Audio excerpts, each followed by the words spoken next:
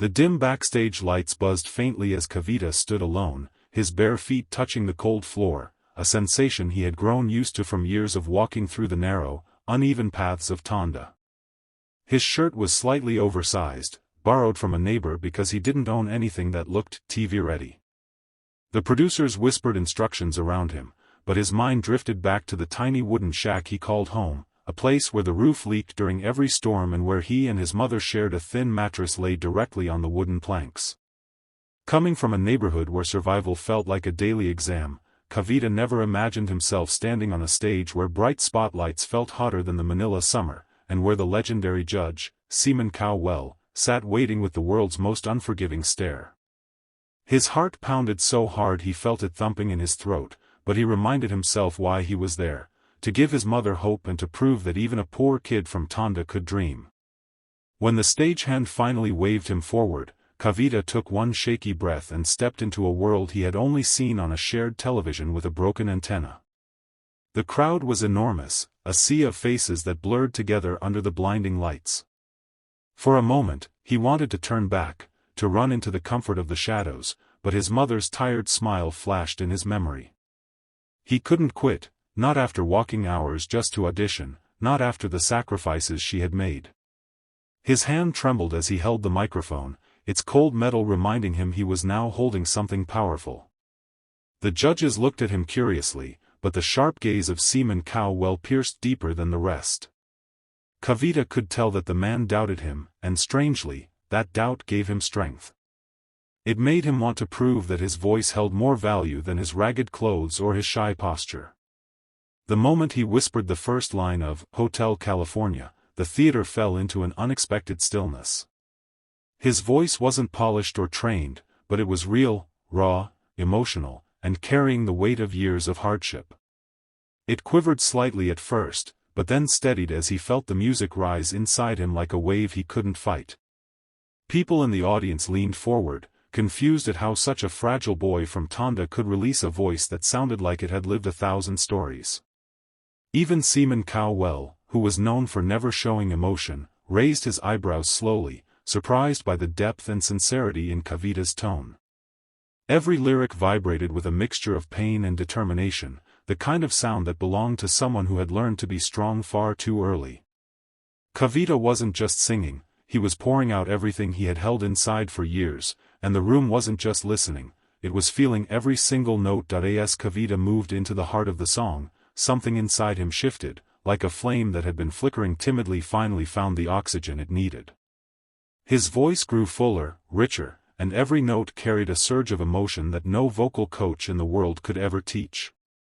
It was the emotion born from long nights in Tondo where the electricity cut out and the only light he had was the moon sneaking through wooden cracks in the wall. The audience watched in awe as this fragile-looking boy transformed right before their eyes. People who had been whispering at the start now sat frozen, unable to look away. His tone wrapped around the theater like a warm yet aching breeze, and every part of him, his trembling hands, his tightened jaw, the way he closed his eyes on the high notes, told a story of survival. Even the cameramen, trained to stay professional no matter what happened on stage, found themselves adjusting their focus with hands slightly shaking. It wasn't just a performance anymore. It was an awakening. When he reached the famous chorus, the atmosphere inside the auditorium shifted dramatically. The crowd felt the emotional punch hit them all at once. Kavita's voice soared, echoing his longing for a life beyond the cramped streets of Tondo.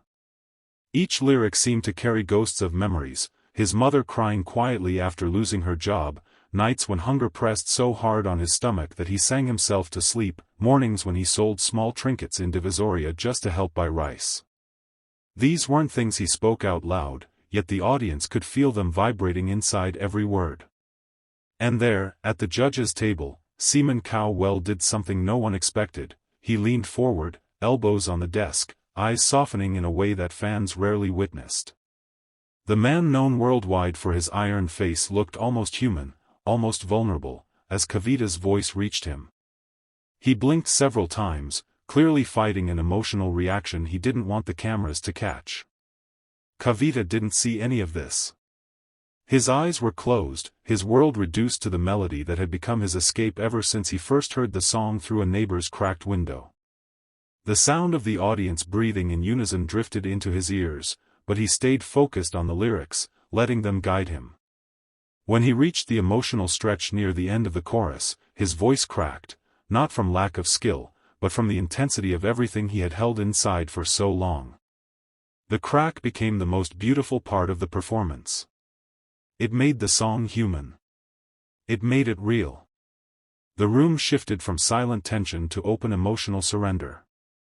People dabbed at their eyes, even those who thought they came just to be entertained.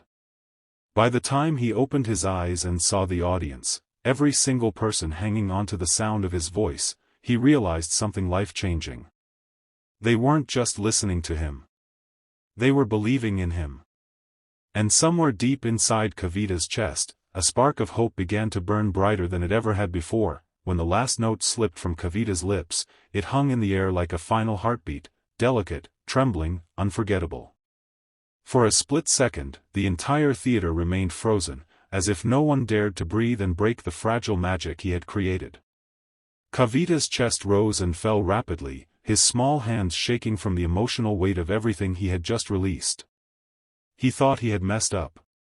He thought the crack in his voice, the tremble in his throat, the fear hiding behind his eyes, he thought all of it had ruined his chance. But then the silence shattered. The audience erupted into a deafening roar, the kind that felt like a tidal wave crashing straight toward him. People stood up so fast their chairs clattered behind them. Some clapped wildly, others covered their mouths in shock. And the moment Kavita lifted his eyes and saw the crowd rising for him, the tears he tried so hard to hold back finally spilled over. The judges stood too. Not slowly or politely the way they often did, but instantly, almost instinctively, as if their bodies reacted before their minds did. Even Cemon, the man famous for his ruthless standards, rose to his feet. He pressed his fingers briefly to the corner of his eyes, pretending to adjust something, but everyone knew he was wiping away a tear he never wanted caught on camera. His usual cold expression had melted into something almost gentle, the kind of look that only appears when a performance reaches past the surface and hits a place too deep to deny. He stared at Kavita with disbelief, admiration, and a hint of pain, because the boy's voice revealed truths that even the strongest hearts couldn't ignore. For a moment, Cemon wasn't a judge. He was a man who had just been emotionally undone by a boy from Tondo. Kavita stood frozen in place, unsure of what to do next. His legs felt weak, like they might crumble beneath him. He clutched the microphone with both hands, staring at the judges as though he couldn't understand what was happening. The world that once felt heavy on his shoulders suddenly felt weightless. For the first time in his life, he wasn't invisible. He wasn't the poor kid people overlooked on the streets of Manila. He wasn't the boy who collected plastic bottles for coins or the child who sang quietly to distract himself from hunger.